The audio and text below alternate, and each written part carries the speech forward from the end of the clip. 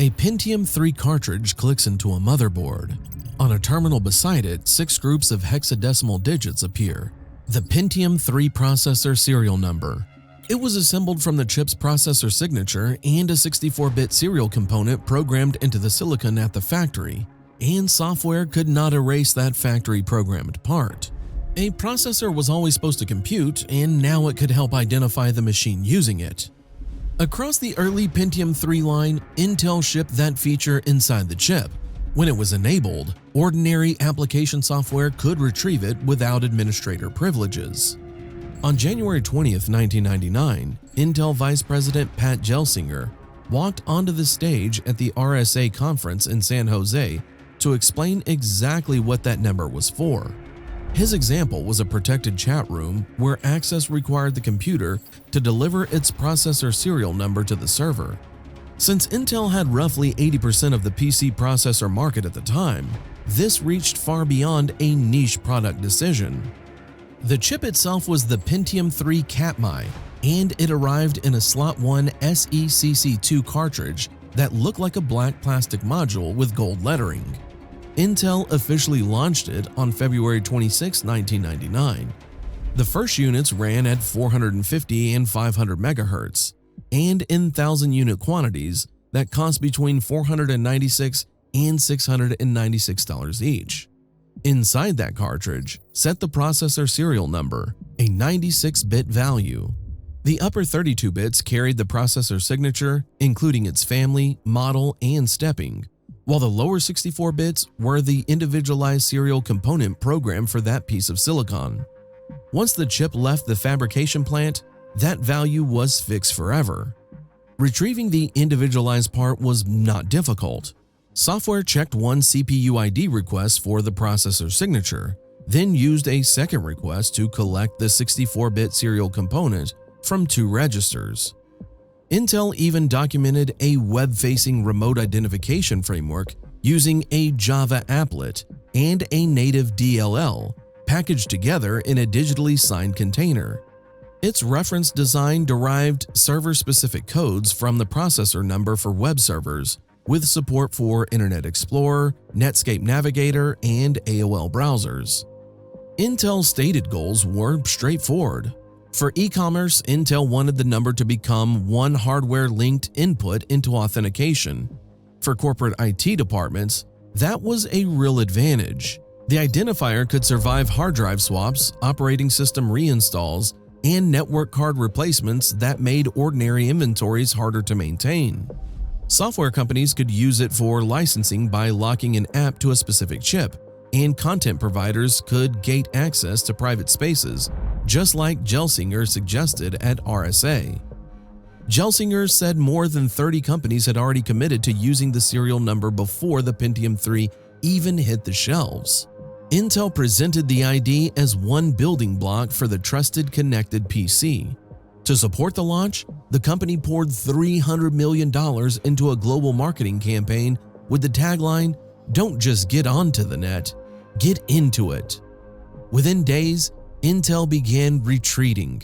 On January 22, 1999, Representative Edward Markey of Massachusetts wrote a letter directly to Intel CEO Craig Barrett. As the ranking Democrat on the House Telecommunications, Trade, and Consumer Protection Subcommittee, Markey argued that the new product improved online commerce in a way that fundamentally compromised personal privacy. That letter arrived just 2 days after the keynote in San Jose. 3 days later, a group of privacy advocates stood at a press conference in Washington to announce a worldwide boycott of all Intel products. Junkbusters president Jason Catlett called the chips rolling off the assembly lines toxic hardware that people should avoid. The campaign had a name ready to go: Big Brother Inside, a Clipper-era cypherpunk parody of Intel's own logo. By that same afternoon, Intel reversed course. The company changed its Windows control utility so that it would leave access to the serial number off unless a user enabled it. Reports coming out at that time had said that Intel also pulled a planned Super Bowl advertisement for the Pentium III. On January 26th, security expert Bruce Schneier published an analysis that challenged Intel's logic from two directions. He pointed out that a software query for the serial number could be intercepted and replaced with a fake number before it ever reached a server. It exposed users to tracking without giving companies a dependable authenticator. Intel's defense relied on two main things. First, they provided a Windows utility that set a control bit inside the processor at Windows startup. Once set, that bit could not be cleared until the processor reset. Second, they offered a BIOS setting that manufacturers could use to disable the feature. Spokesman Howard High insisted the serial number was passive, that it did not transmit or broadcast itself, and that Intel would keep no database linking the number to a person. On February 22, 1999, the German magazine CT reported a loophole in that reassurance. Senior editor Andreas Stiller found that a reset-like deep sleep state could restore the readout without an ordinary shutdown. The feature still depended on a hardware reset path, but the reset could be triggered far less conspicuously than Intel's public explanation suggested, and an Intel spokesman eventually confirmed that the number could be reactivated that way. On February 26, the same day the new chips officially hit the market, a separate coalition led by the Center of Democracy and Technology filed a complaint with the Federal Trade Commission. They alleged that Intel was engaging in unfair and deceptive trade practices and demanded an injunction to stop shipments of the new processors. It did not lead to a public FTC enforcement action. Within weeks, contemporary reporting said IBM, Gateway, Dell, and Compaq had moved toward BIOS-level disablement.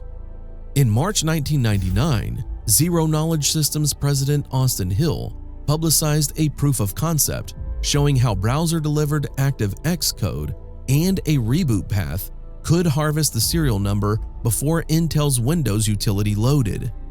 Hill also claimed that BIOS level lock could still be bypassed, but that stronger claim was not publicly demonstrated. That same month, Intel documented errata in some mobile Pentium II and Celeron parts that could make software think the serial number feature was present. The relevant CPUID flag could appear active, even though the values returned were undefined rather than a usable serial number. By July 1999, reports said Chinese officials had flagged the serial number as a security concern and warned government agencies about it. Later in 1999, a European Parliament-linked STOA report urged parliamentary committees to ask the NSA and FBI whether they had played any role in the feature's creation, commission an independent assessment, and consider legal measures if necessary. On April 27, 2000, Intel confirmed that the upcoming Willamette-based Pentium IV would not include the processor serial number. When Willamette arrived, the 6 hexadecimal groups were gone.